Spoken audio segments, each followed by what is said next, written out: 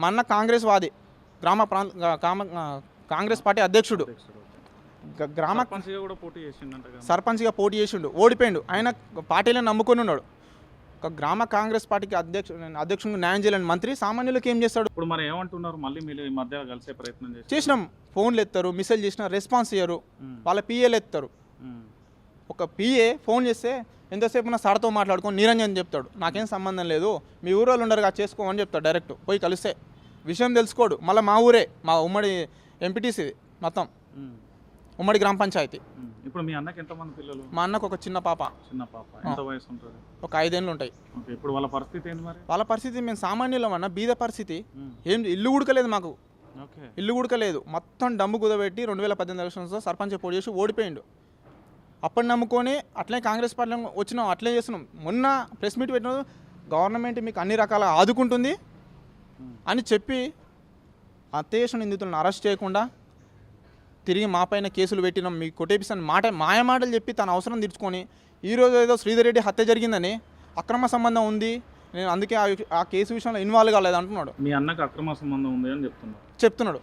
ఒక లేనిపోని ఆరోపణలు చేస్తూ మా కుటుంబాన్ని చాలా మానసికంగా ఇబ్బంది పెడుతున్నాడు కృష్ణారావు. నిజంగా అలాంటిది ఏదీ లేదు మీ వర్షన్ ప్రకారం? మా వర్షన్ ప్రకారం లేదు కాబట్టి మేము ఇన్ని రోజులు వెయిట్ చేస్తున్నాము. ఇన్ని రోజులు మేము 10 నెలల నుంచి న్యాయం కోసం పోరు చేస్తున్నాం. ప్రజాపాలన న్యాయం జరుగుతుందని, గత ప్రభుత్వంలో అన్యాయం జరిగింది వాస్తవం. ప్రజాపాలన న్యాయం జరుగుతుంది అనుకుంటే గత ప్రభుత్వం కంటే ప్రజాపాలన అరాచకాలు మాకు ఇబ్బందులు ఎదురవుతున్నాయి. మేము ప్రతిరోజు పోయి కూర్చోవాలి, అపాయింట్మెంట్ ఇయ్యడు, టైం ఇయ్యడు, చేయడు, ఫోన్లు చేస్తే రెస్పాండ్ చేయడు. ఇప్పటి వరకు నేను ఇన్నిసార్లు కలిసినా నువ్వెవరు అంటాడు, గుర్తుపట్టని పరిస్థితి ఉంది. ఇంక ఎవరికి చెప్పుకోవాలి బాధ? ఎన్నిసార్లు కలిసినా ఏం పేరు, ఏ ఊరు నుంచి వచ్చి నన్ను అడుగుతా తప్ప అవసరం కోసం వాడుకున్నంతసేపు ఆయన గుర్తుపెట్టుకుంటాడు, అవసరం తీరినాక ఆయన మర్చిపోతాడు. ఇది ఆయన పాలసీ. ఇప్పటికైనా ప్రజాపాలన మన న్యాయం జరుగుతుందో లేదో వెయిట్ చేస్తున్నామన్నా. ఇన్ని రోజులు వెయిట్ చేసినాం, 10 నెలల నుంచి వెయిట్ చేస్తున్నాం. ఒక చిన్న పాప ఉంది, వాళ్ళకి ఇంత ఇబ్బందులు ఉన్నాయి.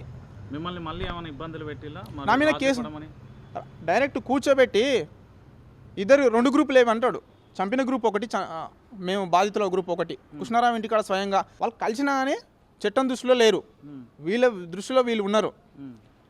చంపిన వ్యక్తులు ఒక మంత్రి ఇంటికి వచ్చి అక్కడ వీళ్ళు కూర్చొని ఇక్కడ మేము కూర్చుంటే ఎంత బాధాకరమని ఒకసారి ఆలోచించు.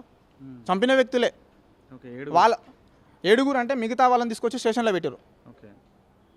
మేమేమన్నా బయట కనిపిస్తే గొడవలు అవుతా అని మిగతా వాళ్ళని స్టేషన్లో కూర్చోబెట్టి ఇది 3 తీసుకొచ్చి అక్కడ కృష్ణారావు దగ్గర మాట్లాడుతున్నారు. 2 గ్రూపులు చేసి, ఫస్ట్ మాతో, తర్వాత సెకండ్ వాళ్ళతో మాట్లాడుతున్నారు. ఎంత అన్యాయం అనేది.